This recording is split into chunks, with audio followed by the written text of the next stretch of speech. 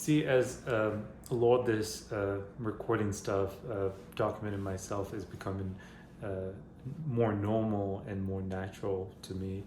Uh, I often find myself still kind of veering towards documenting more of my kitchen stuff and the foods that I like to experiment with and work with. That's just the kind of chef I am, and just call myself a chef. No, yeah, that's just the kind of cook I am, and uh, it's um, it's interesting because I am even catching some intricacies within myself, within my cooking patterns that are just so uniquely Nepali, but in a way that it's not. I know it's visible to everyone, but I catch myself and I just take a chuckle, right? So it's just a really important, uh, pretty fun element of what I'm enjoying documenting, hoping to catch myself doing those things and documenting that and seeing how that changes over the years. Right?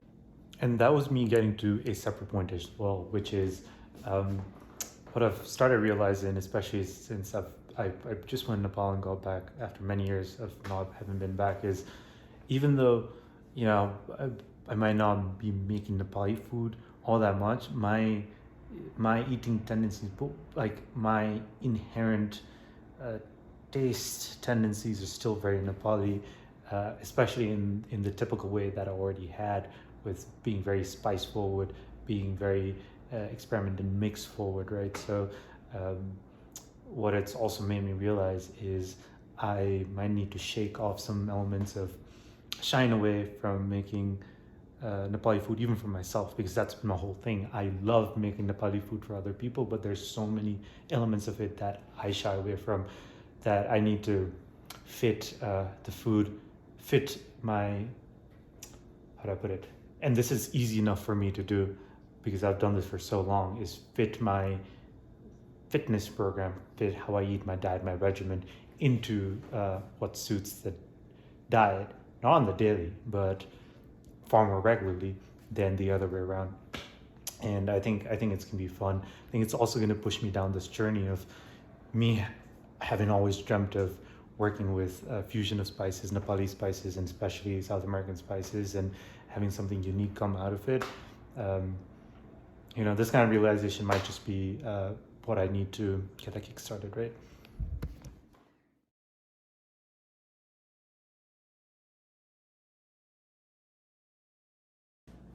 So the thing is, I'm determined to make an egg curry tonight. The problem is there's this Carolyn. Carolyn, is that the right descriptor? I do not know. But there's this Kerala egg curry that I want to eat. I have to eat it. Just can't seem to find curry leaves, and I don't think I can do it justice without them. So I'll either continue looking or make a run to the store. It's 9 o'clock. Just got back from school. It's past 9. It's 9:30 actually. But that's what needs to be eaten tonight. So we go. You know, there's two things in particular that have started driving me absolutely fucking mad, and I just don't know why people do it. I know I think there's training pertaining to it. First of all, the whole driving license situation, anyways, is a fucking scam. They don't really teach you how to drive in situations, right? So why is there no specifics to mountain driving when you get a Colorado license? Especially tends to happen, used to happen a lot in Boulder, but also as I edge closer to my university here, edge closer to campus, it just seems to be off the rails. First of all, people, if you're turning left, if you're turning right, where the fuck you going?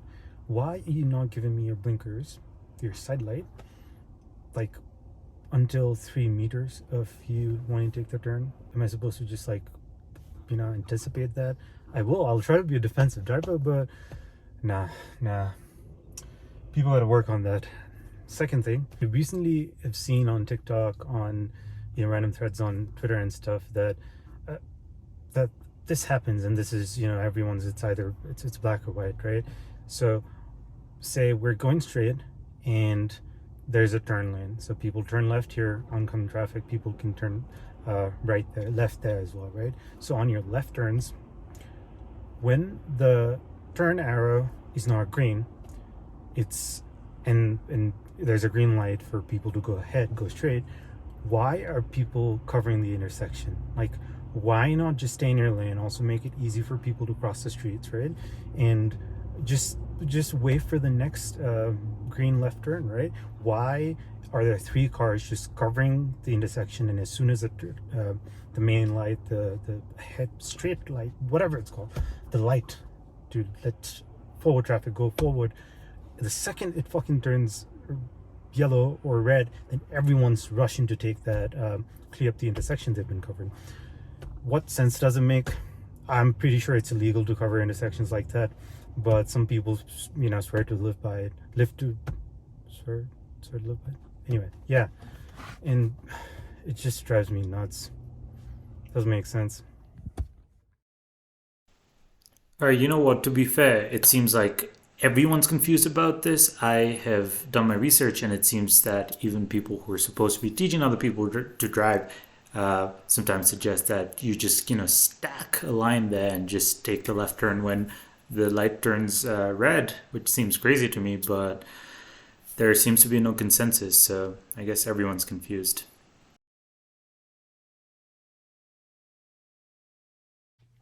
All right, we're getting cooking now. As anyone with any interest in making a curry should tell you, there's two things that you absolutely can't mess up. The first is the base to the curry. It's everything. It's the foundation. You cannot mess it up. So gotta know your spices. Second is how long you cook the egg, right? But that comes later. For now, getting started with the curry. My coconut oil here has started heating. I think it might have even gotten a little too heated, but anyway, I'm gonna send in a little bit of mustard seeds and some cardamom pods in there. So the mustard seeds and the cardamom pods, 5 cardamom pods to be precise, for the sake of this faux recipe. I'm just giving myself shit. It's actually not faux. It's pretty banger. It's in. I'm gonna let some fragrance release before I go in with the other spices. So not too long after the mustard seeds and the cardamom pods have started releasing fragrance, I threw in some garlic and of course garlic, pepper, and ginger. They're inseparable and should be treated as such. And now, again, I'm not happy with in this recording. I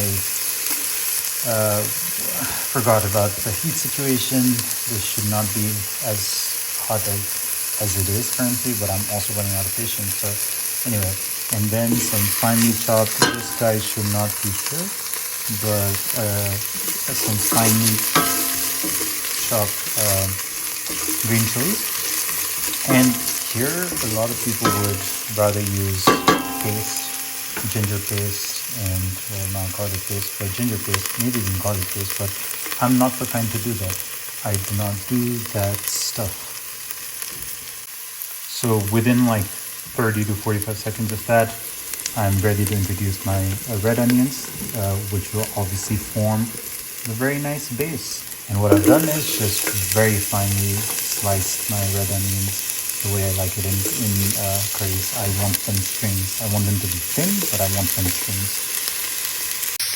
At this point, you kind of have some time on your hands. As the onions soften up and absorb some of the flavors, it's smelling incredible, let me tell you right away.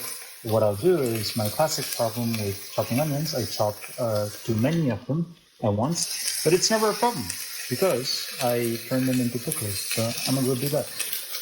Well then, right about now is a great time to do two things. First, get your water boiling so that you can get the eggs ready. And the second is go shut your bedroom and closet doors because, of course, the classic South Asian problem, you do not want your clothes to smell like beautiful curry for the next few days. I mean, I don't mind it, but people might, and so I close the door. And to be honest, the more important thing, it's also a really good time to now throw in your ground spices.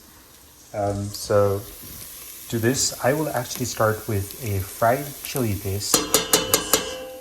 It's one of my go-to guys. I don't think the traditional recipe. There's no tradition here, you know. It's an egg curry. It just adapts from many different traditions. But I use egg curry in mine.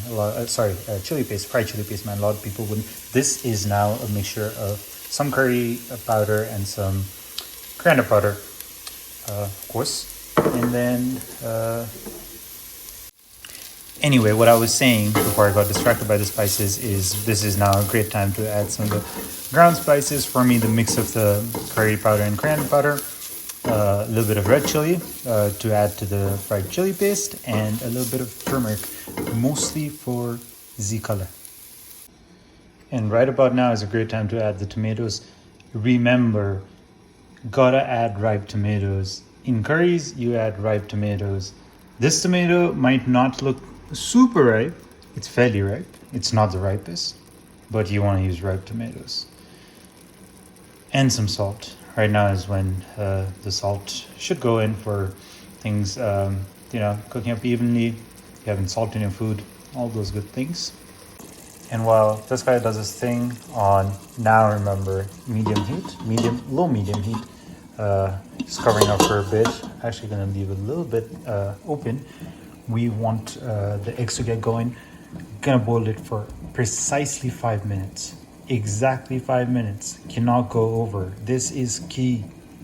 So now about a minute away from the eggs boiling, the end of the 5 minutes. It is also, I think, fogged up. Nope. A fairly good time for me to, as the tomatoes, the semi-ripe tomatoes, if I say so myself, have started disintegrating into the curry base. What I'm going to do is throw in some coconut milk. See, the thing with coconut milk is you use it to taste. Of course, like it must form a certain amount of the base, but you use it to taste as in, you can make it super coconutty based. You can make it good mixture of coconut and water base, good mixture of coconut water, tomato juice base, your call. Anyway, the eggs are starting to rattle. That tells me it's about time to put them in this ice bath. The ice cubes have gone missing. I don't know where they are, but they should be in there. I don't see them no more though. Haha. What am I doing, man? Anyway, they'll go in there. Now, not too long later, once the eggs have been peeled and thrown into the wonder that is the curry base, we are fairly close to being done. Ooh. Anyway, as I was saying right before I messed something up and had to go attend it, is pretty much at the final phases of this, and it looks great. It looks super solid. Some of the eggs I know are a bit runnier on the inside, the yolk, than others, and that is for good reason. It's funny because I made all of this base because I wanted that, but I'll probably, I this is for one dinner, so it's not like I'm gonna be eating all of it tonight. So maybe I'll just pop in some more eggs there, or I can throw in a little bit of salmon for a salmon curry for lunch tomorrow or something like that. Anyway, just time to eat now. And lastly, as with most curries, there's no better way to garnish this than with a little bit of chili oil. This is a Mexican inspired chili oil, works really good with it, but others could as well. This looks divine.